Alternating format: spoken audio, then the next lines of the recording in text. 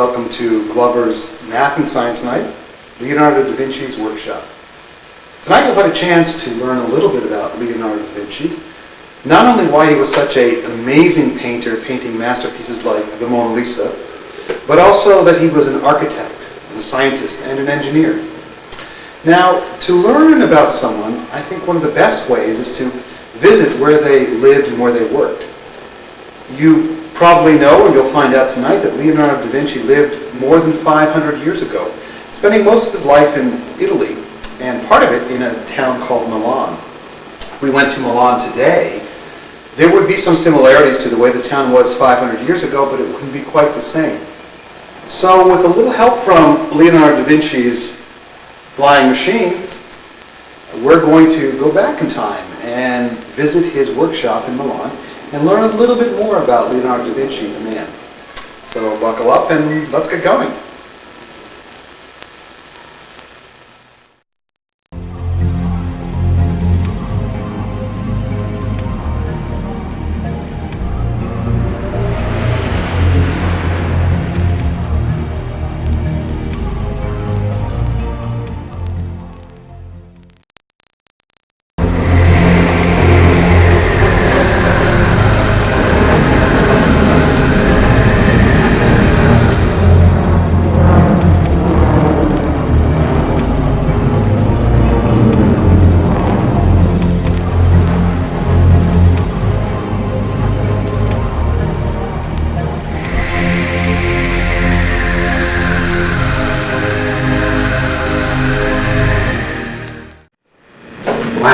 Some trip, huh?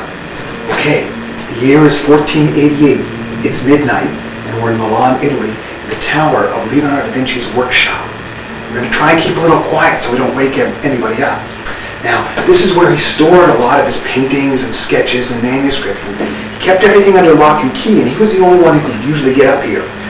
So to get down to the main workshop, we're going to have to find something that he probably... Hey, let's take a look at this.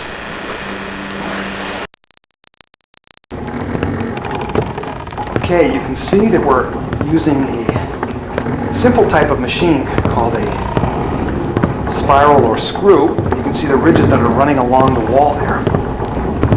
Leonardo da Vinci used these in a lot of his inventions. So as I push this bar in front of me, you can see that it turns the platform and we move down the spiral.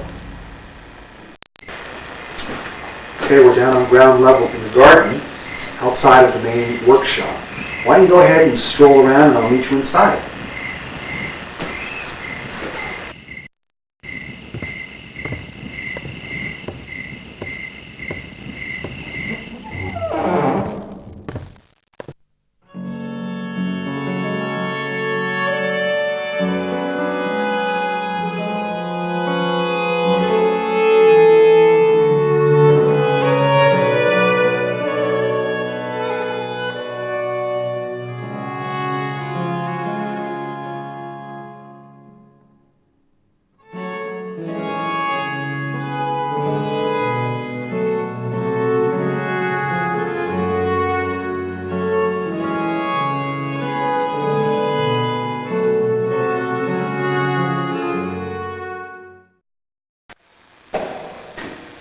Pretty cool place, huh? By the way, the music you were listening to while you were strolling around, that's called Renaissance music. It was very popular during the time that Leonardo da Vinci lived.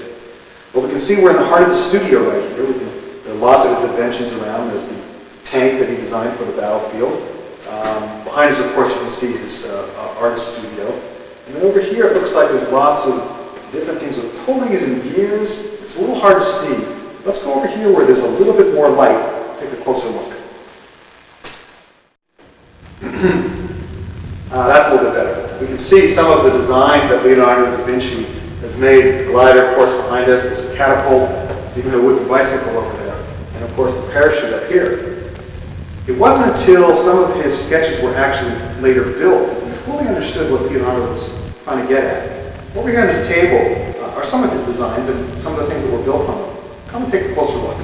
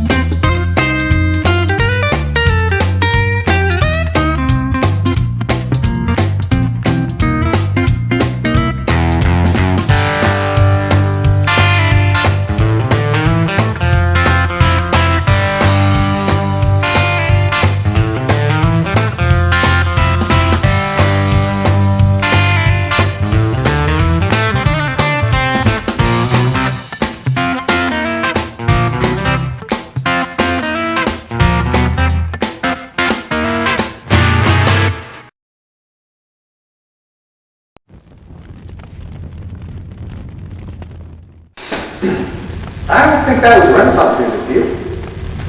Now, as you can see, obviously, Leonardo da Vinci designed many, many types of machines, and some of them you can kind of recognize in modern machines that are around today. But perhaps the most interesting topic that Leonardo da Vinci studied was flight. Come and take a look at it.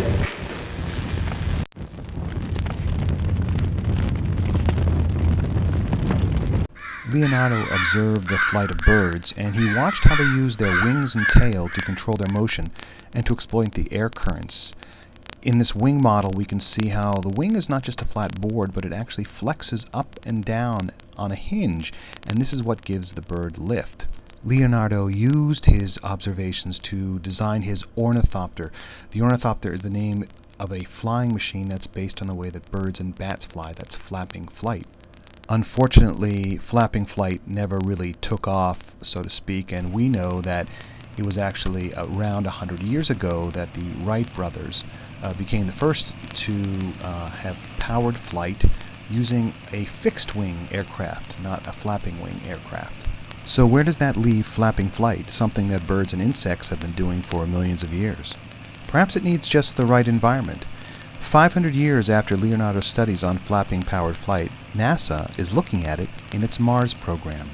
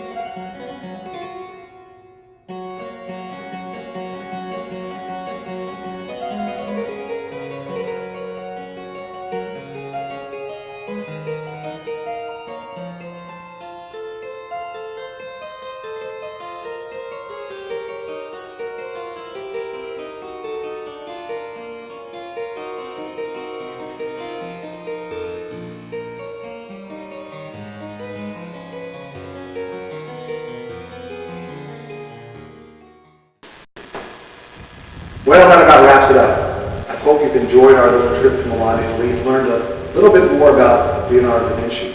We can see he was a man of many professions, but he had one great talent, and that talent was his ability to see and to understand what he saw.